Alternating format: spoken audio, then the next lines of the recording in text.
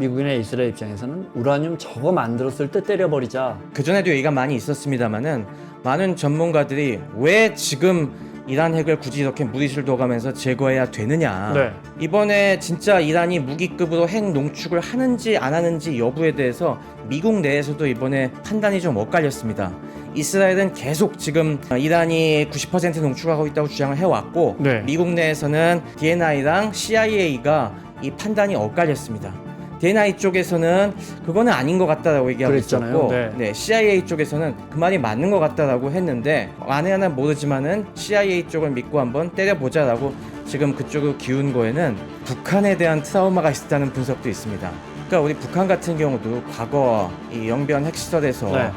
이 여러 가지 핵 프로그램 가동할 때 90년대에 선제 타격을 하자는 계획이 도마 위에 올라갔는데 그때 여러 가지 외교적 노력을 통해서 이게 흐지부지 됐는데 차라리 그때 때렸으면은 지금처럼 이렇게 곤경의 경기는 발생하지 않았지 않겠느냐.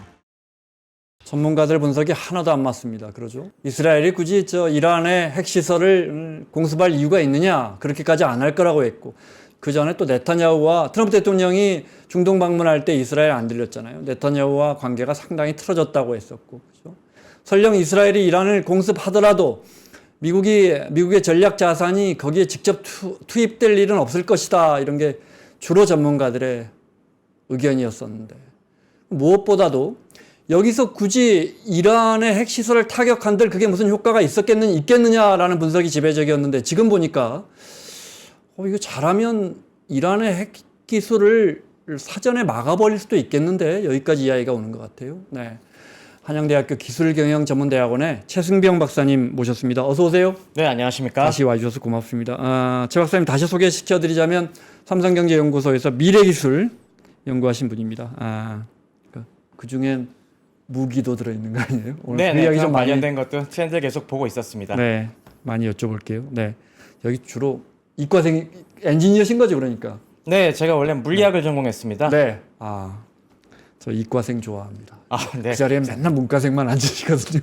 네, B2 맞죠? B2죠, 스텔스 전투기. 네네, 맞습니다. 설마 했는데 예상하셨어요? 정말 때릴 거라고 생각하셨어요?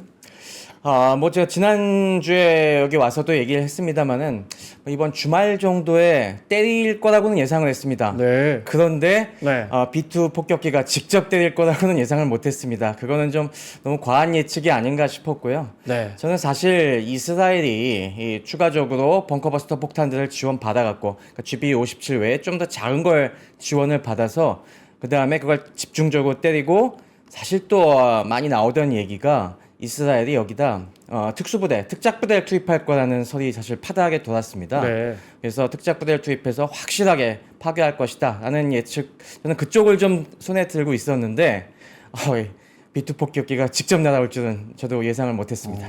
왜 특수작전 요원들이 현지에 투입될 거라고는 왜 생각하신 거예요?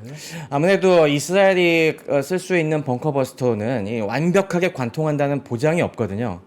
그럴 경우에는 사람이 직접 가서 네. 이 폭탄이 떠서 굉장히 혼란한 틈을 타서 특수부대가 침입을 해갖고 수동으로 확실하게 폭파하는 것이 네. 방법이겠죠. 자, 그래서 6발인가 들어갔어요, 그죠? 네, 전문가가 정확히는 보시기에 12발 들어갔습니다. 12발 들어갔습니까? 네. 전문가가 보시기에 그 과정을 좀 자세히 설명해 주시면요. 네. 네. 그래서 이번에 결국에 공개를 했죠. 이 폭격이 있은 다음에 헥세스 장관이 직접 브리핑을 했습니다. 그 브리핑 자료를 우리가 보면서 Operation Midnight Hammer 이렇게 딱 얘기를 했는데요. 그날 저게 미국 시간으로 미국 현지 시간 동부 시간으로 6월 21일 대략 한 딱 자정 무렵에 이제 출격을 했습니다. 지금 미국이 갖고 있는 B2 폭격기가 18대가 있습니다. 네, 네. 근데 이 18대가 모두 다 미국 지금 중부에 이 화이트맨 공군기지에 있습니다. 저 화이트맨 공군기지는 캔자스시티에서 조금 미치거든요. 그러니까 미국의 인구 밀집 지역과 그렇게 멀지 않기 때문에 사실 저기서 B2 폭격기가 뜨면은 금방 소문이 납니다. 그래서 굉장히 크잖아요. 네. 네, 그래서 그 주변에 있는 사람들이 또 관심 있는 사람들이 있어 B2 떴다 막 이게 올리기 때문에 실제로 거의 비슷한 시각에 이게 막 올라왔습니다. 그러면서 미국 쪽에서 딱 아예 발표를 했죠. 지금 우리가 앞으로의 작전을 준비하기 위해서 네. 지금 B2 폭격기들을 괌으로 보낼 거다. 즉 태평양 쪽으로 보낼 거다. 우리가 8대를 지금 그쪽으로 보내고 있다라고 이제 발표를 했습니다. 그런데 그때 사실 그거는 디코이였던 거죠. 가짜 뉴스를 갖다가 가짜 오. 뉴스는 아니고 네. 그건 그냥 속임수로 실제로 그쪽으로 8대를 보내고 7대가 또 추가로 동시에 떴습니다. 그리고 그 7대는 방향을 완전히 반대인 대서양 쪽으로 잡아서 갔던 것이죠. 그러면서 이 대서양을 가로질러서 네. 이 쭉 경로를 보시면은 이 굉장히 지브롤터 해협 쪽으로 해갖고 리비아 쪽 공역, 북아프리카를 따라서 이제 갔습니다. 그러면서 중동에 진입을 해서 당연히 그 이스라엘 근방에서 이걸 호위하는 또 미국의 전투기들과 합세를 해갖고 네. 그리고 이 레바논 그리고 그 저 중간 지역을 거쳐갖고 이란 영역에 잠입을 한 거죠. 네.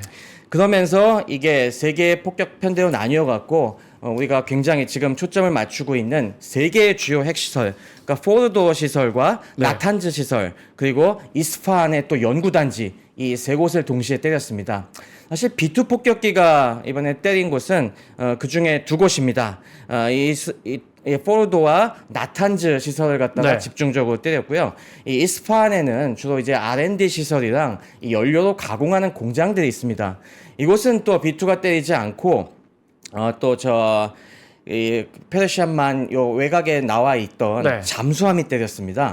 네, 네. 네, 거기 미국이 운용하는 핵 잠수함 중에서 이 USS 조지아함이 이게 이런 탄도 미사일이 아니라 이런 토마호크 미사일을 집중적으로 운용하는 그런 잠수함이 따로 네, 있거든요. 네. 여기서 토마호크 미사일을 30발을 발사해 갖고 이스파한 핵개발 단지 쪽을 또 집중적으로 타격을 했습니다. 네. 그래서 이 포르도 시설에 6대에서 발사한 이 벙커버스터 GBO-57 폭탄 12발을 갖다가 꽂은 것 같고요. 나탄즈 쪽이 한 대에서 꽂은 2발이 여기 명중을 했습니다. 네. 그러면서 이곳을 갖다가 지하에 숨어있던 의심 가는 우라늄 농축 공장 이 원심 분리기 시설을 갖다가 완벽하게 파괴했다고 지금 미국 쪽에서는 얘기하고 있죠. 네. 여쭤볼 게 많습니다. 네. B2는 우리 폭격기라고 폭격기는 뒤에 옆에 전투기들이 호위해 줘야 돼요, 보통? 네, 뭐 스텔스 폭격기니까 어느 정도 방공망을 뚫고 들어갈 수는 있습니다만 네. 그래도 혹시 모를 이런 반격이 있을 수가 있기 때문에 아무래도 이란 영공에 들어갈 때는 호위 전투기들을 같이 붙이고 들어갔죠 이번에. 네, 미국에서 한 번에 갈 수 있어요? 공중급여를 받아야 공중급여 됩니다. 받은 거죠? 네, 이게 무려 16시간 반 정도나 이게 걸리기 때문에 네, 네. 이게 그동안 B2 폭격기가 작전한 거리 중에서 두 번째로 긴 거리입니다. 제일 길었던 거는 아프간 그 전쟁을 할 네. 때 아프가니스탄까지 들어갔던 게 제일 긴 작전이었는데 네. 이번에는 뭐 이란이 거의 거기 못 미쳐서 조금 거의 비슷한 데까지 별 차이 갔으니까 안 나네요. 네네. 아프간이면 뭐 바로 오른쪽인데. 네. 네, 사상 두 번째 긴 거리고 그리고 네. 제일 많이 동시에 뜬 작전입니다. 네. 기사 보니까 뭐 그 안에서 식사도 간단하게 할 수 있을 만큼 B2 굉장히 크더라고요. 네, 어마어마하게 큰 폭격기입니다. 그다음에 벙커버스터도 엄청나게 크고요. 그죠? 네, 벙커버스터 폭탄 몇 개 실지도 못하겠더라고요. 딱 2개 실을 수 있습니다. 딱 2개 실은 거예요. 그러니까 네. 저렇게 몇 대씩 뜨는 거군요. 네, 저게 총 한 13.6톤 정도가 되기 때문에 네. 두 개만 실어도 27톤입니다. 그러면은 B2가 실을 수 있는 거의 폭장량의 거의 한계입니다. 그런 택시가 20대에 실려가는 거 아니에요? 네네. 그 말은 이란에서는 뜨고 나서 몇 시간 안 돼서 오는구나는 알았겠네요. 이란 쪽에서요? 네. 이란 쪽에서 그걸 몰라요. 전혀 모르고 있었습니다. 네. 왜냐하면 앞서 말씀하신 것처럼 왜 주민들조차도 저기 SNS에 올렸을 정도면. 그런데 그게 네. 당연히 일단은 괌 앤더슨 기지에 가갖고 네. 그 다음에 뭔가의 액션을 취할 거라고 다들 예상을 하고 있었거든요. 바로 오는 게 아니라 네, 일단 이렇게 선전을 하니까 그래 B2가 이제 작전 준비는 하는 모양이다. 그래서 일단은 괌에 가서 대기를 하고 있는 모양이다 라는 그런 생각을 하고 있었죠. 그래서 그때 이 B2가 직접 곧장 날라올 거라고 예상한 사람은 거의 없었습니다. 그러니까 뭐 아마 이 이란 쪽에서도 여러 가지 뭐 경보는 내리고 있었겠지만은 그렇게 빨리 때릴 줄은 몰랐던 것 같습니다. 그리고 무엇보다도 지금 이란의 방공망이 이미 지난 며칠 동안에 이스라엘 공군의 폭격으로 완전히 지금 초토화된 상태거든요. 지난 요 폭격 이전 3일 동안에도 이스라엘 공군기들이 그 남아있는 방공 레이더라든가 미사일 기지들을 더 철저하게 파괴하고 있었습니다. 그래서 이미 웬만큼 이 B2 폭격기의 잠입을 갖다 감지할 수 있는 수단이 없기 때문에 네. 전혀 거의 예상을 못했던 상황이었죠. 공군권은 완전히 장악됐다고 하더라고요. 네네. 네. 중요한 질문. 포르도에 이제 농축해 놓은 우라늄들이 있었다는 거 아니에요? 네, 그렇죠? 한 60% 정도까지 농축한. 농축한 걸 숨겨놨다는 이게 중요한 거 아니에요? 근데 이걸 근데 미리 빼갔을 것이다. 그 전에 뭐 이렇게 트럭들 오가는 위성 사진들도 제가 본 것 네, 같은데 네, 네. 박사님 어떻게 보세요? 어느 정도는 빼간 건 맞는 것 같습니다. 그 말씀하시는 사진들이 사실 뭐 인터넷에서도 많이 공개가 돼 있었죠. 그러면서 그거에 대해서는 제가 그것도 준비해 왔는데 네. 여기 지금 보시면은 요 사진을 보고 말씀하시는 걸 겁니다. 네, 네. 이 포르도 우라늄 농축 시설 저 입구 주변에 저 트럭들이 저게 이제 저 공격 이후에는 왼쪽에 3개, 오른쪽에 3개 구멍이 뻥 뚫려 있더라고요. 네, 그 뻥 뚫린 사진이 나중에 공개됐습니다만, 네. 좀 며칠 전에 저런 식으로 트럭들이 와갖고 뭔가 이상한 행동들을 하는 것들이 목격이 되는데요. 저게 무엇이었냐라는 거에 대해서는 크게 두 가지 설이 있습니다. 말씀하신 것처럼 이미 한 반 정도 농축해놓은 60% 정도 농축해놓은 우라늄을 갖다가 어디론가 다른 곳으로 실어 나르는 그런 움직임이었다는 얘기가 있고, 저기 입구를 틀어막기 위해서 거기 자재들을 갖고 온 거다라는 설이 있는데, 제가 보기에는 어느 정도는 빼돌린 건 맞는 것 같습니다. 네. 그러면 4,400억 들여서 빈산에 구멍 뚫은 거 아니냐라는 뭐 제가 그런 분석도 어디서 봤는데 그렇게 되는 건데 그거는 제가 우리 청취자분들 궁금하시라고 좀 이따 여쭤보고요. 네, 제 결론만 잠깐 스포를 해드리면은 네. 그렇지 않습니다. 약간 빼돌렸다고 우리가 생각할 수도 있겠지만은 네. 사실 지금 폭격한 것만으로도 이란에게는 굉장히 심대한 피해를 줬고요. 사실 그 약간 빼돌린 것도 어떤 미국과 이스라엘의 의도가 있었던 것 같습니다. 잠시 후에 그거 여쭤볼게요. 네. 다시 포르도하고 지도를 다시 볼 수 있습니까? 이 두 군데를 폭격한 구체적인 이유를 설명해 주시면. 네네. 지금 이 포르도와 나탄즈 우라늄 농축 시설 그리고 이스파한 요 핵개발 단지 요 세 군데가 표적이 됐었는데 이 각각이 역할이 조금씩 다릅니다. 일단 이 핵 무기를 만들기 위해서는 핵 연료 지금 같은 경우는 농축 우라늄을 확보해야 되지 않습니까? 네. 이 우라늄을 갖다가 농축시키는 그 가장 큰 시설은 나탄즈에 있습니다. 이 나탄즈는 이 초기부터 이 농축의 핵심적인 원심 분리기를 대량으로 설치해서 이 운용을 해왔던 곳이고요. 지금 이곳에 한 15,000기 정도의 이 원심 분리기가 있었을 것으로 예상이 되고 있습니다. 그건 가장 중요한 시설이고 이미 지난 며칠 전부터 계속 폭격을 받았고 네. 여전히 그 지하에도 숨겨놓은 농축 시설이 있을 거라고 예상이 되고 있습니다. 그래서 이번에는 하나 만약에도 숨어 있을지 모르는 그 지하 시설까지 폭격하는데 이번에 목적이 있었던 것이고요. 네. 포르도 시설은 많이 보셔서 아시겠지만은 아예 처음부터 지하 약 80m에서 100m 사이에 아주 깊은 지하에 이 농축 시설을 구축해 놨습니다. 그러니까 모든 이 원심 분리기가 그 지하 80m, 100m 밑에 있다는 거죠. 그렇기 때문에 여기는 초반에 폭격으로도 전혀 제거가 안 된 상태였고 여길 제거하기 위해서는 이렇게 깊은 지하까지 뚫을 수 있는 이 비장의 벙커버스터 GBU-57 이 폭탄이 있어야겠다. 이걸 좀 동원해 달라라는 얘기가 있어서 이번에도 집중 타격 대상이 된 겁니다. 네. 그리고 또 맨 밑에 보이는 이스파한 여기는 이스파한은 사실 이란의 한 3대 도시 중에 하나에 들어가는 곳입니다. 네, 여기 테헤란에서 거리를 따져 보면 한 서울에서 부산 정도 거리 됩니다. 꽤 인구도 많이 있는 곳이고요. 그러다 보니까 이곳에는 이 핵무기 관련된 연구개발 시설들이 많이 있고 또 여기는 굉장히 중요한 것이 저런 데서 농축을 한 이런 농축 우라늄은 아직 이게 육부라 우라늄이라고 덜 가공된 상태입니다. 이거를 갖고 와서 이걸 진짜 순수한 우라늄 덩어리로 가공을 하고 진짜 핵탄두에 탑재할 수 있는 형태로 만드는 이런 주요 생산 시설들은 이 이스파한 쪽에 있습니다. 그래서 여기는 굉장히 큰 단지인데 이곳은 파괴해야 될 건물들이 굉장히 많기 때문에 이번에 약 30발 정도의 순항 미사일, 토마호크 미사일을 동원을 해서 아주 철저하게 때려버린 것이죠. 네. 그래서 러시아가 네.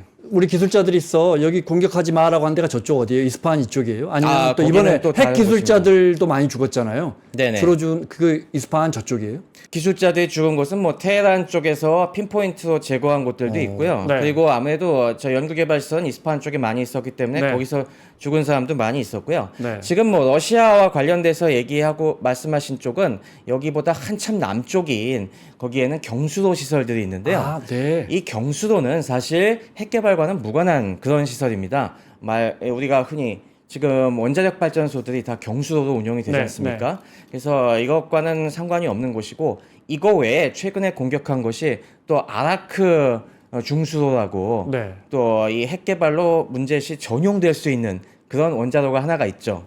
이곳을 이번 며칠 전에 그러니까 6월 18일 사진에 구멍 뚫린 데가 거기입니까? 네. 네.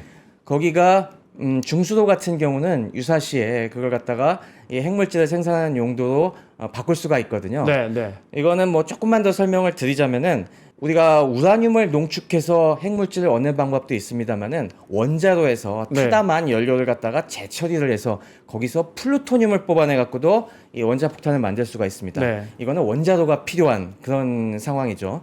그래서 근데 이게 일반적인 경수도에서는 중간에 이 핵물질이 타는 도중에 빼는 게 불가능합니다. 완전히 정지시키고 다 탄 다음에야 뺄 수가 있기 때문에 네. 사실상 불가능한데 중수도, 우리도 이게 월성 원전이 지금 중수도죠. 중수도 같은 경우는 이게 핵 연료를 갖다가 중간에 빼낼 수가 있습니다. 네. 그러니까 덜 탄 상태로 빼내서 거기서 무기에 쓸 수 있는 플루토늄을 플루토늄을 추출할 수가 네. 있는 거죠. 지금 그러한 노형의 원자로가 이 이란 같은 경우는 아라크에 하나가 있었는데 네. 그는 예전부터 계속 이 핵개발 의심시설로 집중적인 이 견제를 받아갔고 네. 이미 이거는 폐기하기로 국제사회와 약속이 되고 완전히 지금 정지된 상태였습니다. 그럼에도 불구하고 꺼진 불도 다시 보자라는 의미에서 이번에 이스라엘이 여기 갖다가 완전히 때려서 박살을 낸 거죠. 중수로가 경수로보다 좀 크니까 중수로라고 합니다. 아, 그건 아닙니다. 그건 아닙니까? 그러면 네, 이거는 그 안에 예. 원자로 안에 보면은 네. 원자로는 핵 분열이라는 현상을 이용하는 거지 않습니까? 네. 이거는 중성자를 이용을 해서 그 안에 있는 우라늄 원자를 갖다가 쪼개는 그런 건데요. 이 우라늄을 잘 쪼개기 위해서는 중성자의 속도를 갖다가 적당하게 늦춰줄 필요가 있습니다. 너무 빠른 속도로 이 중성자가 돌아다니면 이게 오히려 잘 안 깨져요. 네. 그래서 이걸 감속시켜주는 물질이 필요한데 일반적인 물, 우리가 일반적으로 마시는 그 물을 경수라고 하거든요. 그래서 그 일반적인 물을 쓰는 게 경수로. 근데 중수라고 하는 거는 그 우리가 일반적인 물이 H2O지 않습니까? 근데 수소보다 조금 더 무거운 중수소. 네. 요거는 원자핵이 양성자 하나에다가 중성자가 더 붙어서 좀 더 무겁습니다. 그래서 무거울 중자 쓰는 그런 중수입니다. 가벼울 경자를 쓰고요. 네. 아, 그렇군요. 그런 중수를 네. 감속제로 쓰는 그런 네. 원자로를 중수로라고 합니다. 거기는 일단 이번 대상에서는 아니고 중요한 데는 이제 우라늄 농축하는 시설들 맞습니다. 주로 때렸거나 또 농축한 것을 숨겨놓은 데를 때렸는데 네. 아까 원심 분리기라고 하셨나요? 그거는 네네. 11,000개? 지금 이란이 보유한 게 약 2만 개 정도 있을 걸로 예상이 되고 있고요. 네. 그 중에는 지금 뭐 너무 노후화돼 갖고 가동하지 않는 것도 있어서 네. 대략 한 15,000개 그건 정도가 그렇게 크지 않나 보네요, 그럼. 네, 그렇게 크지 않습니다. 네. 이거 지름이 그러니까 이게 지난번에도 말씀드렸지만 이게 우리 탈수기 생각하시면 되거든요. 짤순이 같은 네. 뭐빙 돌아가는 그 탈수기인데 요 크기가 대략 한 지름이 한 50에서 70cm 정도의 높이도 한 1.5m 그 정도 사이즈. 여러 가지로 만들 수 있습니다만은 대충 그 정도 생각하시면 됩니다. 그래서 자 중요한 건 이스파한이나 포르도나 그 위에 어디였죠? 여기를 공습해서 네. 이번에 공습해서 박사님이 보시기에는 더 이상 우라늄을 당분간은 농축하기 힘들 정도로 심대한 타격을 입었다 이렇게 보십니까? 네네. 오. 지금 이번에 때린 요 사진들을 보시면은 포르도 시설 굉장히 정확하게 6개의 구멍을 뽕뽕뽕 네. 뚫은 걸 보신 걸 확인하실 수 있을 겁니다. 네. 사실 이 벙커버스터 GBA-557 폭탄 같은 경우는 그 원리를 간단하게 설명을 드리자면은 이 벙커버스터 폭탄은 상당 부분의 이 질량이 다 굉장히 강력한 이 철제 케이스를 만드는 데 쓰입니다. 이 철제 케이스는 뭐 특수 합금을 이용을 해갖고 네. 웬만해서는 깨지지 않는 굉장히 단단한, 이게 어느 정도 단단하냐면은 우리가 일반적인 강철을 얘기할 때 가장 강력한 강철 중에 하나가 우리 대포 포신 이런 거 만드는 강철이거든요. 그러겠죠. 네. 근데 그런 거보다도 인장 강도가 한 3배, 4배 정도 강한 겁니다. 굉장히 강한 철이어서 이걸 이 13.6톤짜리 폭탄을 어디서 떨어뜨리냐면은 B2 폭격기가 고도 12,000m에서 떨어뜨립니다. 12,000m에서 떨어지니까 이게 떨어질 때 어마어마한 속도로 지면과 충돌을 하겠죠. 네. 그 무시무시한 이 운동 에너지로 그대로 지하까지 쭉 뚫고 가는 겁니다. 네. 이게 우리가 못을 박는 걸 생각해 보시면 될 텐데, 못을 박을 때 해머도 굉장히 강하게 쳐야 되지 않습니까? 이 강한 해머는 중력이 12,000m에서 떨어지는 중력이 해결해 주는 거고요. 근데 이게 뚫는 도중에 깨지면 안 되지 않습니까? 깨지면 안 되기 때문에 굉장히 이런 특수 강철로 만드는 겁니다. 그러면서 이게 일반 지면은 대략 한 60m 깊이까지 파고 들어가고, 그리고 아주 강화 콘크리트 같은 경우는 대략 한 20m 정도까지 뚫고 들어갈 수가 있습니다. 그리고 거기까지 관통이 되면은 그 안에 또 폭약이 있습니다. 그 안에 폭약이 한 2.4톤 정도가 있는데 이게 그 안에 밀폐된 공간에서 터지는 겁니다. 이 폭약도 굉장히 특수하게 만드는데 과거의 폭약 같은 경우는 이 일반적인 TNT 같은 거에다가 네. 알루미늄 가루를 섞습니다. 그럼 이게 굉장히 고열 고압이 되거든요.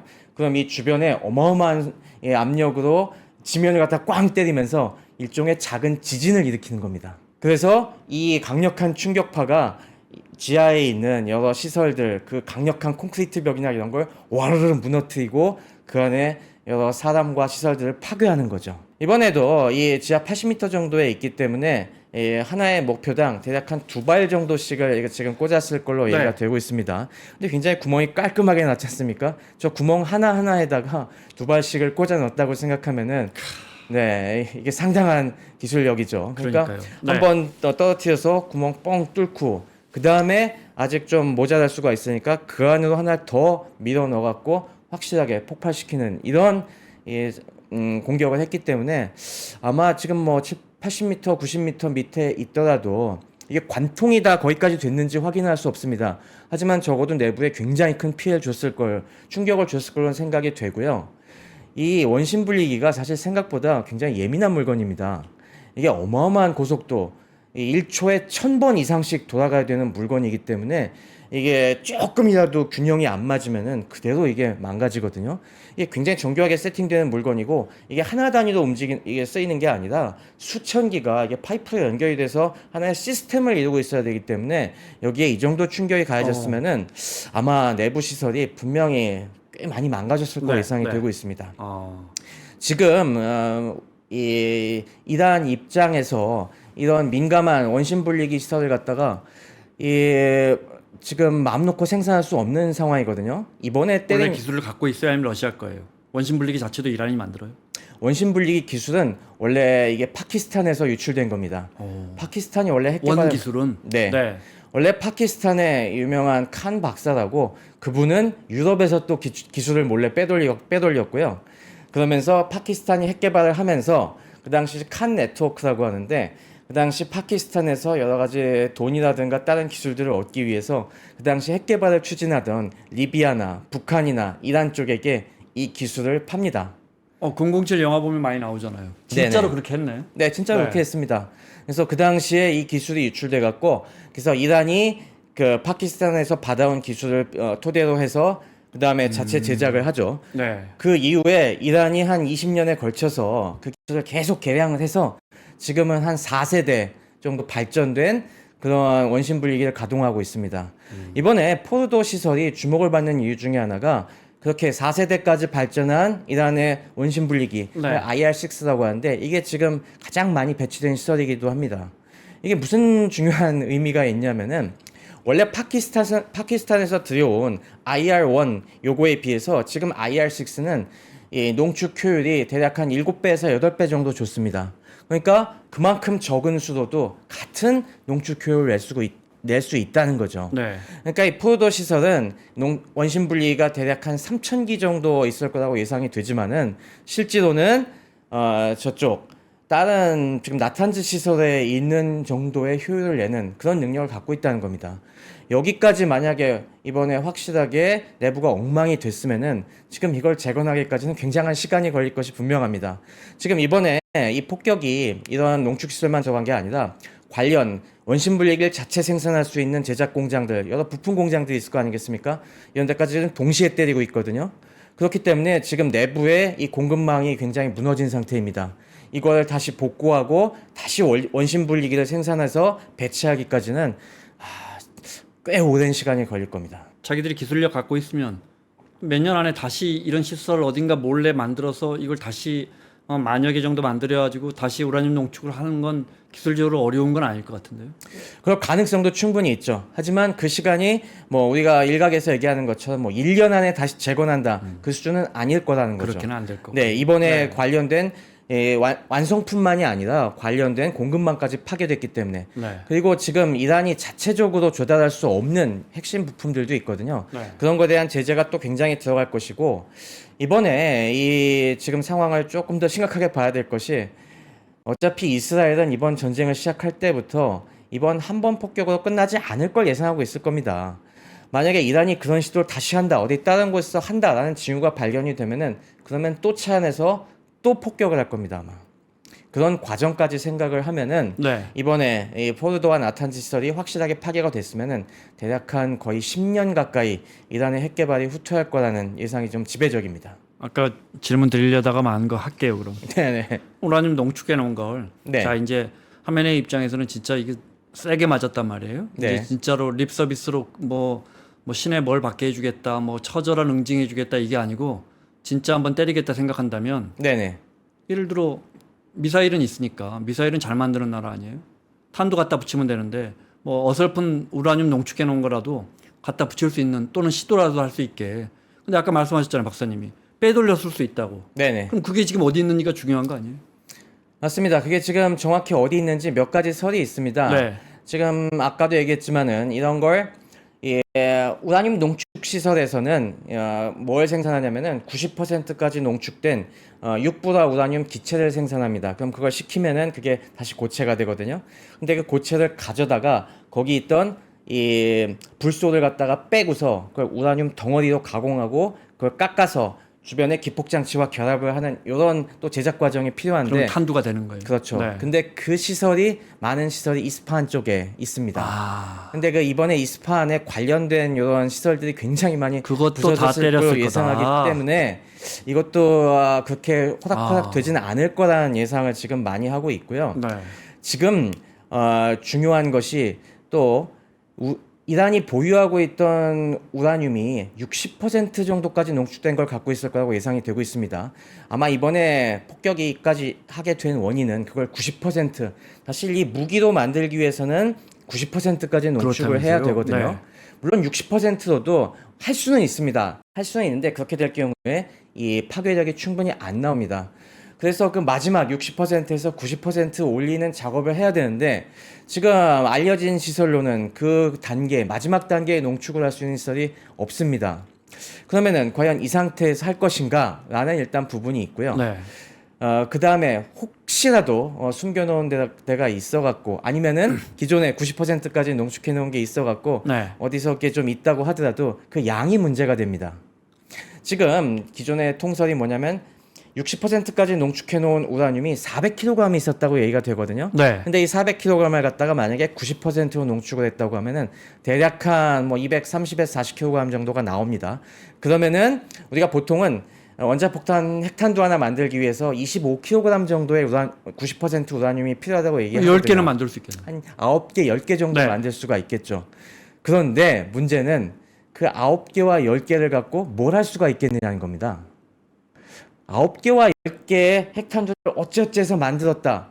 그게 그냥 쓸 수가 있을까요? 왜요? 못 씁니다. 그대로는. 이 점을 잘 아셔야 되는데 일단 이 핵탄두 우라늄 같은 경우는 기폭장치 만드는 건 비교적 간단합니다. 네. 심지어 우라늄은 두 개 갖다가 그냥 합치기만 해도 폭발합니다. 플루토늄에 비해서. 네, 플루토늄 같은 경우는 내폭형이라고 해서 플루토늄 코어 덩어리를 만든 다음에 이걸 주변에 폭약으로 감싸고 그 폭약의 폭발력으로 이걸 꽉 눌러서 초임계 상태를 만들어야 터지거든요. 근데 이 우라늄 같은 경우는 되게 간단하게 한 10kg, 한 20kg, 20kg 우라늄 덩어리를 떨어뜨려 놨다가 그냥 합치기만 해도 터집니다. 근데 그렇게 하면은 폭발력이 굉장히 낮죠. 네, 굉장히 비효율적인 핵탄두가 됩니다. 그래서 아까 같이 좀 정교한 걸 만들어야 되는데 이란의 기술력 정도면은 그 핵탄두 기폭장치 만드는 건 충분히 가능해요. 네. 문제는 핵실험을 먼저 해봐야 됩니다. 이게 핵탄두 개발하는 과정에서 완벽하게 된다는 보장을 누구도 못하거든요. 사실 숨겨진 노하우가 있어갖고 한 번은 핵실험을 해야 되는데 일단 핵실험을 어디서 할지도 굉장히 문제가 되고 핵실험을 하게 되면 전 세계가 이란이 지금 핵탄두를 만들었구나 하는 걸 확인하게 되지 않습니까? 네. 그 다음에는 더 큰 폭풍을 맞을 수가 있겠죠. 그리고 그걸 갖다 그냥 생략하고 그냥 우리가 10개 핵탄두를 만들었다 네. 라고까지 가정을 하더라도 그 다음이 문제입니다. 김 기자님 같으면 그걸 어떻게 쓰시겠습니까? 아니 핵이라는 건 왜 칼도에 칼집에 있을 때 항상 이야기하잖아요. 네. 어쨌든 우리가 자 완성된 핵을 만들었어. 네. 우리가 지금 이 저 벙커버스터 북한에 못 쓰는 이유는 북한은 완성된 핵을 갖고 있잖아요. 핵실험도 네. 6번인가 했잖아요. 그러니까 어쨌든 우리가 우라늄 농축만 하는 게 아니고 진짜 갖고 있다 그러면 이란은 또 한 단계 올라서는 거잖아요. 지금 이스라엘처럼. 아, 네. 한 단계 올라서지만은 그렇게 되면 더 집요한 폭격을 두들겨 맞겠죠. 사실 10개는 별로 핵 전력으로서 의미가 없습니다. 왜냐면은 오. 10개를 갖다가 우리가 만약에 쓴다고 할 때 네, 네. 10개를 다 미사일에 탑재해서 그리고 이걸 갖다가 이스라엘로 쏜다고 생각해 보십시오. 10개 중에서 한 개가 제대로 맞을 것인가? 지금 장담할 수가 없습니다. 지금 이스라엘이 이번에 뭐 물론 몇 개는 피하긴 했습니다만은 이스라엘의 방공망 수준으로 최악의 경우에 10개가 다 격추가 될 수 있거든요. 네. 그렇게 되면은 이란이 핵을 선제 사용했기 때문에 이스라엘도 핵 반격을 할 수가 있습니다. 근데 그 경우에 만약에 이스라엘이 그렇게 되면은 이란이 그 다음에 날릴 카드가 있을까요? 없습니다. 그럼 진짜 그야말로 민족의 괴멸이 되는 네, 거군요. 핵 억지 전략에서 가장 중요한 요소 중에 하나가 먼저 선제 타격을 맞더라도 제2격 세컨드 스트라이크라고 해서 그 다음 반격을 할 수 있는 능력이 있어야 억지력이 있다고 얘기합니다. 그래야 저쪽에서 안 쏘겠군요. 맞습니다. 근데 10개 갖고는 그 억지력이 확보가 안 됩니다. 그 최소치라고 얘기가 되는 것이 보통 대략 한 50기 정도를 얘기하고 있습니다. 그래서 지금 모든 핵 무장국들은 최소한 100기 이상을 지금 갖고 있습니다. 지금 북한도 심지어 한 예상치가 차이가 있습니다만 한 90기에서 100기 정도 갖고 있을 걸로 예상이 되고 있습니다. 네. 네. 우리가 북핵을 갖다가 지금 과소평가할 수 없고 북한을 절대 못 때리는 이유 중에 하나가 북한은 그런 제2격 반격에 충분한 핵탄두를 갖고 있기 때문입니다. 게다가 지금 북한은 잠수함 발사 탄도미사일도 갖고 있지 않습니까? 네. 네. 만약에 우리가 선제 타격을 하면 잠수함에서 어디든 우리나라든 일본이든 미군 기지든 때릴 수 있다는 그런 네. 능력이 있으니까 억지력이 발생하는 겁니다. 그래서 이란이 네. 그냥 지금 있는 물질 정도 갖고 어떻게 해서 10개 만든 것 갖고는 이걸로는 그 다음에 오히려 더 큰 응징보복을 당할 그런 확률이 더 큽니다. 오히려. 선생님 말씀을 뒤로 돌려보면 미국이나 이스라엘 입장에서는 우라늄 저거 만들었을 때 때려버리자. 저 정도밖에 없을 때 때려버리자. 이것도 맞겠네요. 이 논리도. 그죠? 지금 네. 공격하는 이유 중에 하나로. 그렇습니다. 네. 바로 그게 지금 이번 타격의 중요한 이유 중에 하나인데요. 이번에 뭐 그전에도 얘기가 많이 있었습니다만은 많은 전문가들이 왜 지금 이란 핵을 굳이 이렇게 무리수를 둬가면서 제거해야 되느냐. 네. 이란이 만에 하나 지금 이번에 진짜 이란이 무기급으로 핵 농축을 하는지 안 하는지 여부에 대해서 미국 내에서도 이번에 판단이 좀 엇갈렸습니다. 이스라엘은 계속 지금 이란이 90% 농축하고 있다고 주장을 해왔고 네. 미국 내에서는 지금 DNI랑 CIA가 이 판단이 엇갈렸습니다. DNI 쪽에서는 그거는 아닌 것 같다라고 얘기하고 그랬잖아요. 있었고, 네. 네, CIA 쪽에서는 그 말이 맞는 것 같다라고 했는데 만에 하나 모르지만은 CIA 쪽을 믿고 한번 때려보자라고 지금 그쪽으로 기운 거에는 이 북한에 대한 트라우마가 있었다는 분석도 있습니다. 그러니까 우리 북한 같은 경우도 과거 이 영변 핵시설에서 네. 여러 가지 핵 프로그램 가동할 때 90년대에 선제 타격을 하자는 얘기가 있지 않습니까? 클린턴 행정부 때. 클린턴 행정부 구체적으로 논의했다는 거 아니에요? 네, 맞습니다. 거의 뭐 계획이 도마 위에 올라갔는데 그때 여러 가지 외교적 노력을 통해서 이게 흐지부지 됐는데 차라리 그때 때렸으면은 지금처럼 이렇게 곤경을 겪는 발생하지 않았지 않겠느냐라는 이런 이 의견들이 요즘 꽤 많은 걸로 알고 있습니다. 결국에 방치해갖고 북한이 핵실험 몇 번 하게 놔두고 지금처럼 핵탄두가 최소 50기, 최대 100기 정도 있는 상황이 되니까 네. 절대 못 건드리는 상황이 되는 겁니다. 이란까지 그렇게 놔두면 안 된다는 그런 지금 위기의식이 있다는 거죠. 그 학습 효과가 있었을 것 같다. 네. 북한은 6번 핵실험할 때는 우리 국민들 다 기억하지만 뭐 우리 지진계로 알잖아요. 뭐 강도 엄청 크게 움직이니까 핵실험 한번 하면 북한은 그러면 플루토늄과 우라늄 다 했죠. 뒷부분에 제 기억이 맞습니까? 우라늄 농축으로 대한 탄두 실험까지 다 했죠. 네, 북한은 지금 수소폭탄까지 개발했을 걸로 얘기가 되고 있습니다. 네. 처음에 영변 원자로에서 거기서 플루토늄 추출을 좀 하다가 거기서는 굉장히 소량밖에 못 얻고 거기서는 원자 폭탄 한두 개 만들 정도밖에 못 하고 그 다음에 원래는 중지하기로 합의했지 않습니까? 네. 그 당시 합의하고 우리가 북한의 심포에다 경수를 지어주기로 했는데 해도 맞습니다. 근데 그 이면에서 바로 이 우라늄 농축 프로그램을 가동하고 있었던 거죠. 그게 부시 행정부 때 들통이 나니까 네. 다 이제 흐지부지 되면서 우리 계속 이 방향으로 갈게 네. 라고 하면서 지금까지 우라늄 농축을 해와갖고 지금은 상당량의 이 핵물질을 갖다가 확보하는 데 성공을 했죠.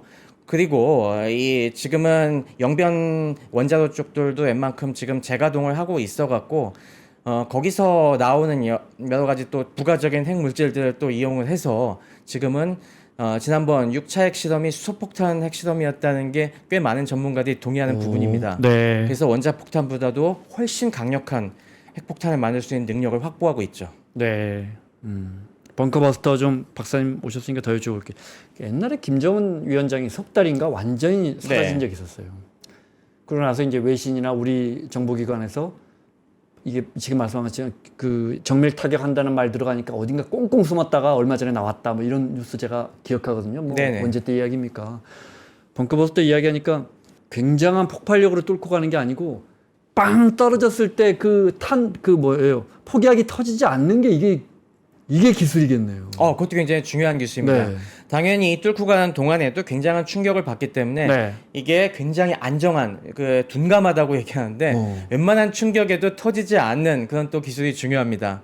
그래서 요즘 폭약 같은 경우들은 그 안에다가 여러 폴리머, 플라스틱을 갖다가 이용을 해갖고 여러 폭약 가루들을 갖다가 딱 단단히 붙들어 매놓습니다. 네. 이거는 웬만한 충격에도 터지지가 않거든요. 그래서 그 어마어마한 충격을 받고서도 들어간 다음에 그리고 이걸 갖다가 언제 폭발시키느냐도 굉장히 중요한 기술입니다.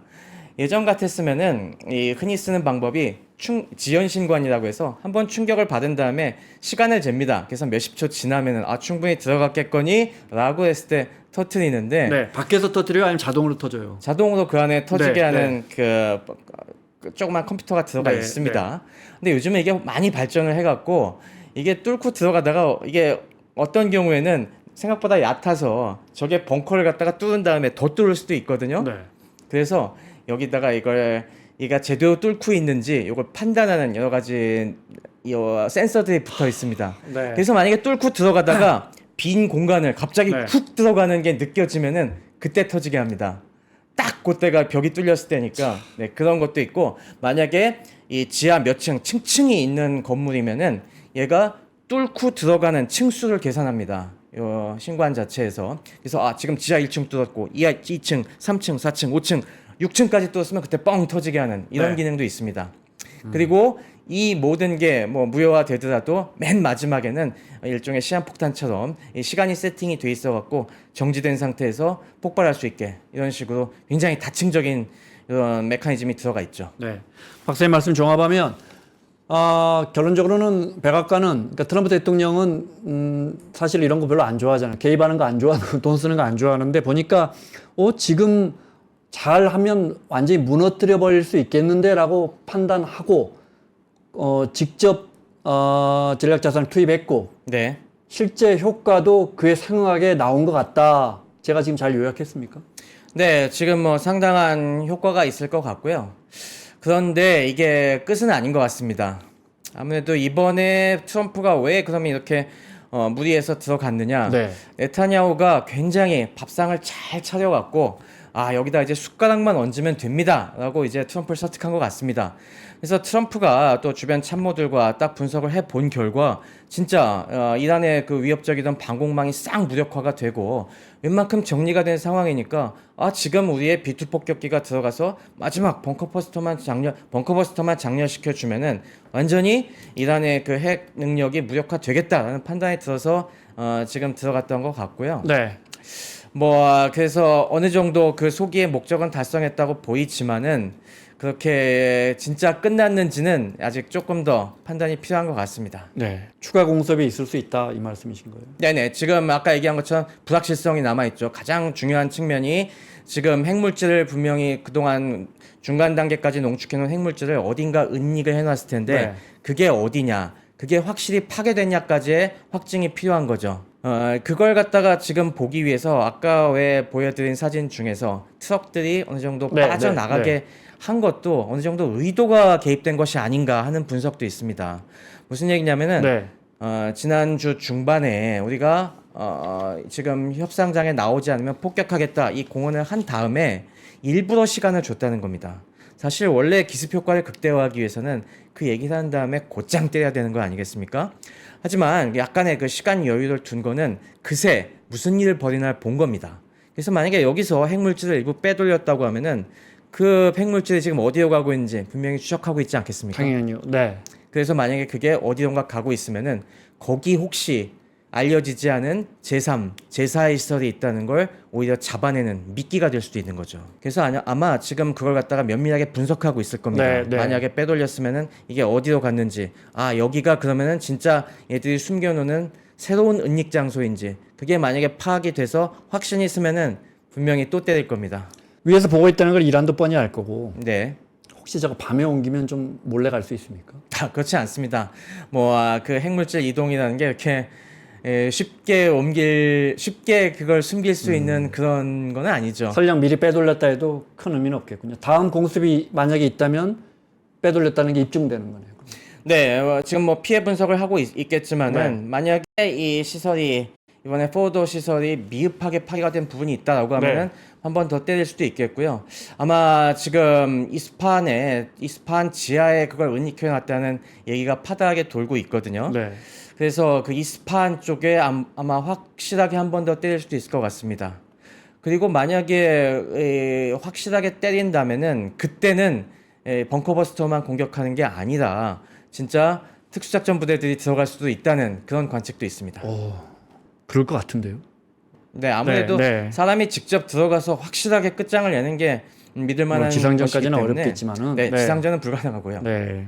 이란이 만약에 여기서 두 손을 들어준다면 네. 지금까지 박사님이 말씀하신 트럼프와 네타냐후의 전략이 아주 효과적이고 어찌됐건 잘 됐다. 국제사회도 이란의 핵을 어쨌든 지금 괴멸 수준까지는 아니더라도 막을 수 있었으니까 결과도 좋다 할 텐데 네.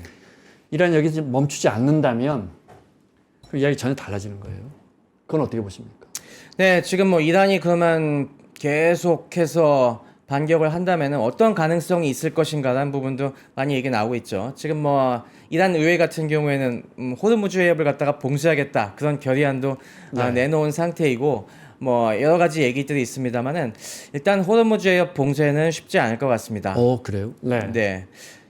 정확히 얘기하면은 호르무즈 해협 봉쇄로 인해서 몇 가지 관측이 있는데 일단 부담이 크다. 하나는 호르무즈 해협을 봉쇄할 경우에 이게 부수적인 피해를 받는 국가가 너무 많지 않습니까? 당장 중국 같은 경우도 어마어마한 피해를 입을 테고 지금 네. 그나마 이란에 몇 안 되는 우방이라고 볼 수 있는 그리고 지금 또 입을 꾹 닫고 상황을 관망해주고 있는 사우디 같은 데도 큰 타격을 입기 때문에 네. 아무래도 이번에 그 정도까지 큰 위험을 감수하면서 봉쇄하겠냐 그런 관측이 있고요. 또 하나는 지금 호르무즈 해협을 봉쇄하려고 해도 생각보다 수단이 마땅하지가 않습니다. 어제 여쭤보고 싶었어요. 봉쇄한다면 네. 예를 들어 줄로 묶어놓고 자 배 지나가지 마 이거 아닐 거 아니에요. 네. 어뢰를 투입합니까? 어떻게 합니까? 이란이 유효하게 쓸 수가 있는 것이 이란 같은 경우가 대규모 해군은 없지만은 사실 네. 고속정들이 굉장히 많이 있습니다. 고속정, 어뢰정 이런 것들이 있어갖고 또 이란이 또 굉장히 신경을 많이 쓴 게 드론이지 않습니까?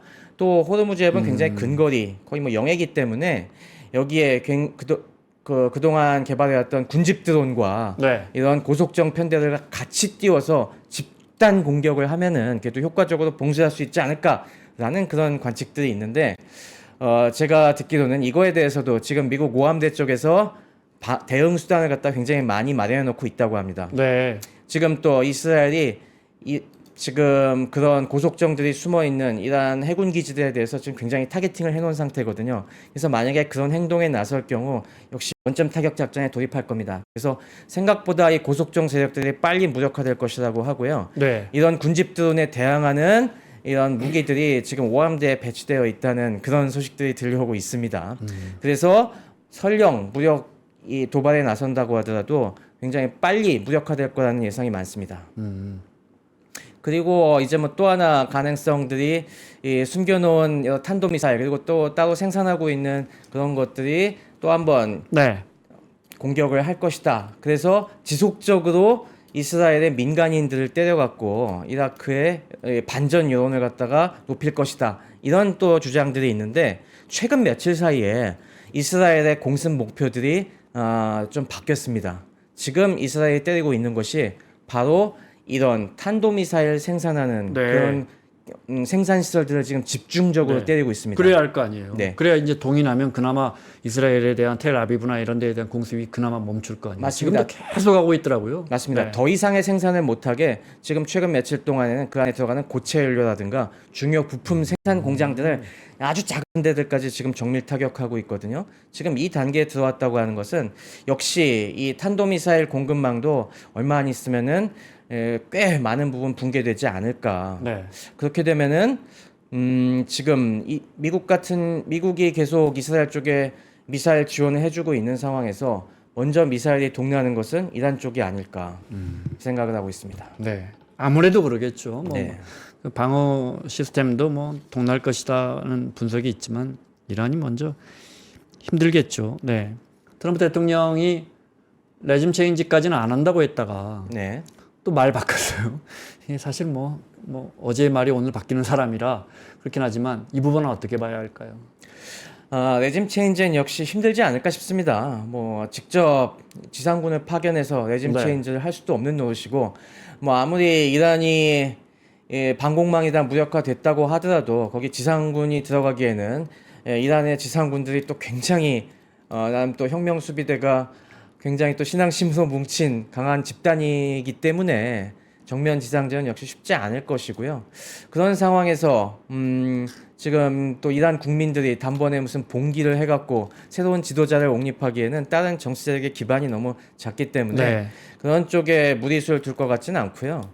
아무래도 지금처럼 이 정도의 타격을 통해서 이란 내부 국민들의 여러 좌절감과 불만을 갖다가 확산시켜서 체제를 불안하게 만드는 것이 아마 지금 생각하는 최선의 길인 것 같습니다. 네. 지금 아무래도 지금 이란 국민들의 감정이 굉장히 복잡하다는 뉴스를 갖다가 지금 많이 듣고 있는데요. 그러니까 뭐 미국과 이스라엘이 굉장히 미운 건 사실이지만은 동시에 어쩌다 우리 이란이 이 정도까지 처참하게 그러니까요. 당할 수 있는가? 네. 그동안 믿고 우리가 따라왔던 저 신정국가 체제라는 게 도대체 해준 게 뭔가? 그동안 우리가 배골고 이렇게 헌신해왔는데 전혀 지금 남는 보람이 없다라는 네. 그런 무력감을 굉장히 많이 토로하고 있다고 하거든요. 이게 조금 더 확산이 되면은 아무래도 체제가 굉장히 불안해지고 그로 인해서 이 이란의 변화를 갖다가 꾀하는 개혁파들이 더 힘을 얻고 그러면서 장기적으로 봤을 때는 이란이 좀 긍정적으로 바뀔 수 있는 그런 쪽에 유도할 수도 있겠죠. 말씀하신 것처럼 페제스키안 대통령이 전혀 예상을 뚫고 민선으로 당선됐잖아요. 네, 사실은 그게 어떻게 보면 하메네이 체제에 대한 반기라고도 할 수 있는 거잖아요. 네네, 국민들이 지금 어떻게 보면 반 하메네이 하고 있는데 외부의 적과 지금 맞닥뜨린 거니까 굉장히 복잡한 감정이긴 맞을 것 같아요. 네네. 근데 여기서 하메네이를 제거하면 오히려 국민들이 단결할 그럼요. 수 있는 맞습니다. 그죠? 그러니까 저렇게 뭐 외부 활동에도 놔두는 게 아닌가라는 게 이제 전문가분들 의견이시더라고요. 네. 저도 그 의견에 동의합니다. 네. 그럼 출구를 이야기해 봐야 돼요. 근데 아까 말씀드린 것처럼 자, 이제 전쟁이라는 게 때리는 게 어쩌면 쉬운 건지 몰라요. 맞습니다. 그 다음 나가는 게 어렵단 말이에요. 이게 어떤 방법이 있습니까? 지금 트럼프가 계속 추구하고 있는 거는 네. 보시면 아시겠지만 이란의 핵 능력을 재기를 생각하지 못할 정도 철저하게 부숨으로써 네. 일단은 이 상황은 피하고 봐야겠다라는 그런 인식을 확실하게 주려고 하겠죠. 지금 이란 입장에서는 뭔가 반격을 해보려고 해도 남은 카드가 사실 별로 없습니다. 만약에 여기서 갖고 있던 여러 반농축된 물질들까지 만약에 다 손실당하게 되면은 정말로 네. 당장 제기가 불가능한 거죠. 그렇기 때문에 그 남은 희망까지도 포기하게 만들 수준의 타격을 주는데 지금 이스라엘과 미국은 노력을 계속하려고 될 것이고요. 네. 거기까지 못 가더라도 지금 아까 말씀드린 대로 최소한 10개 정도의 핵탄두를 만든다 하더라도 지금 이란에게는 시간이 절대적으로 필요합니다. 지금 약간 남아있을지 모르는 그런 원심 분리기를 네. 어딘가 모아서 네. 재가동을 시켜야 되는데 이거 재가동 금방 다시 노출될 세팅하는 것 것도 같은데요. 이거 쉽지 않거든요. 네. 그러려면 지금 폭격을 피할 수 있는 뭔가의 시간을 벌어야 되고 그러려면은 평화 공세가 필요한 거죠. 그래서 지금 이 부분에 있어서 이란이 지금 어떻게 수그리고 나오냐를 보고서 만약에 충분히 우리가 무력화를 갖다가 받아들인다면은 뭐 여기서 고삐를 늦출 것이고 네. 만약에 그 요구하는 선을 계속 이리저리 회피하면서 뭔가 단순한 시간 끌기 전략을 한다는 생각만 들면은 당분간은 계속 때릴 것 같습니다. 네. 과거에 리비아처럼 이제 딱 어떤 시점에서 탁 때려가지고 넘어지면 좋은데 그렇지 않으면 말씀하신 것처럼 이제 계속 시간을 끌고 어느 정도 화해를 했다가 근데 지금 머릿속에는 또 화면의 머릿속에는 봐 우리가 핵이 없으니까 당하잖아. 또 이렇게 가버리면 더 안 좋은 결과로 이어지는 거 아니에요? 되게 네. 장기적으로 봤을 때는 분명히 큰 악영향이 올 것 같습니다. 지금 뭐 여기서도 확연하게 느끼게 된 것이 네. 진짜 핵무기 없는 국가의 서름을 이란이 엄청나게 느꼈지 그러니까 또 않습니까? 그렇게 연결되면 그래서 설령 뭐 지금 상황이 당장은 머리를 숙이더라도 당장은 머리를 숙일 수 있습니다. 하지만은 우리가 이 수모를 기억하고 있다가 네. 10년 후건 20년 후에건 반드시 핵 보유국이 된다라는 결기를 다지게 되는 그런 결과를 초래할 가능성은 굉장히 높다고 봅니다. 네. 저걸 좀 여쭤봐야겠어요. 어쨌든 이 전쟁에서 진짜 승자는 네타냐후다. 결국은 네타냐후 좋은 일만 시키고 있다. 이스라엘 좋은 일이 아니고. 네. 이건 어떻게 보십니까? 지금 뭐 네타냐후가 그동안 정권 유지를 위해서 계속 가자지구 전쟁도 계속 질질 끌어오고 네. 결국에 이번 전쟁까지 유발시킴으로써 진짜 대성공을 거뒀죠. 원래 기도했던 대로 정권 연장의 꿈을 갖다가 계속 이어오고 있는데 단기적으로 봤을 땐 분명 승자인 거는 부정할 수 없는 것 같습니다. 뭐 지금 이대로 만약에 이란이 굴복하게 되면 정말 어마어마한 승리가 되고 네. 지금 네타냐후가 계속 궁지에 몰렸던 것이 하마스로부터 기습적인 그런 공격을 당했다는 거에 대한 이제 책임 추궁을 피하기 위한 거였는데 네. 만약에 이란의 핵 불능화라는 이런 승리라고 하면은 이게 상쇄될 수도 있는 그런 면에서 진짜 크게 덕을 본 거죠. 그러면서 어떻게 보면 트럼프가 본의 아니게 이제 네타냐후 이 손을 들어준 셈이나 마찬가지가 되는데 네. 하지만 이게 이 네타냐후가 아닌 이스라엘에게는 이게 오히려 역효과를 불러일으키지 않을까 하는 그런 생각이 듭니다. 왜죠? 아까 얘기 나온 것처럼 지금 이스라엘 자체가 굉장히 극우화되고 있지 않나 하는 우려가 많이 있습니다. 이번에도 보면은 네타냐후가 원래는 온건 중도에 가까웠었거든요. 그리고 그전에는 굉장히 합리적인 지도자라는 평가도 많이 있었는데 이번에 이 정권을 계속 이어오면서 계속 이 어떻게 보면 극우 세력들과 연정을 추구해오고 그들의 의견을 갖다 굉장히 많이 들어오면서 본인 스스로도 지금 굉장히 과격해지고 있는 게 너무 보이지 않습니까? 이 상태로 계속 가다 보면은 어떻게 보면은 이스라엘이 그동안 어떻게 하면 나름 합리적인 이 냉혹한 중동 환경에서 네. 그동안 좀 지켜왔던 그나마의 이성적인 모습을 잃어버리게 되는 게 아닌가. 오히려 극우파 쪽으로 강경파 쪽으로 확 무게가 쏠리는 게 아닌가. 지금 그런 우려를 하고 있습니다. 그렇게 되면은 지금 당장이야 어떻게 뭐 당장 이란 핵 넘어뜨리는 게 필요하니까 주변국의 지지를 받는다고 하더라도 장기적으로 봤을 때는 이런 이스라엘 갖다가 모두가 다 두려워하게 되지 않을까요? 역사적으로 봤을 때 항상 작은 성공이 연속이 돼갖고 거기에 도취되면은 네. 나중에 더 크게 큰 이 곤경을 겪는다는 걸 봐왔지 않습니까? 대표적으로 히틀러가 그랬지 않습니까? 네, 히틀러가 2차 세계대전 초기에 굉장히 그 당시엔 외교적으로도 이 승리를 많이 거뒀지 않습니까? 뭐 그동안 뺏겼던 여러 땅들도 되찾고 나폴레옹도 그랬고요. 네, 뭐 오스트리아와 체코도 병합하고 그때 굉장히 잘 나갔고 심지어 굉장히 강력한 프랑스라는 강적을 꺾기까지 했지 않습니까? 그때만 해도 승승장구하면서 누가 이 기세를 갖다가 무너뜨릴 것인가 히틀러가 진짜 승자다라고 얘기했지만은 이게 결국에는 파멸로 가는 길이 돼버렸죠. 네. 뭐 물론 지금 이스라엘이 당장 그렇게 된다는 얘기는 아니지만은 오히려 잘 나갈 때 예기치 않은 역풍을 경계해야 되는 것, 아, 역사의 준엄함을 되새겨야 되는 거는 뭐 모든 지도자의 소양이 아닌가 싶습니다. 그러니까요. 지난주에 나오셨던 그 교수님도 비슷한 논지로 이야기하셨어요. 이란이 진다 하지만 결국 뭐 정권이 레짐 체인지가 되고 핵무기가 사라진들 만약 너무 이란 국민들에게 피폐해진 삶이 주어진다면 그 1억 명이 어디로 가겠느냐. 결국은 다 적으로 남아가지고 어디선가 공격할 것이다. 그 말씀 하시더라고요. 네. 자, 마무리해야겠습니다. 우리 최 박사님 설명 귀에 쏙쏙 들어온다는 댓글이 아주 많았습니다. 자, 한양대학교 기술경영전문대학원의 최승병 박사님과 함께 이번에 벙커버스터 포함해서 이란 이라크 사태 살펴봤습니다. 고맙습니다. 네, 감사합니다.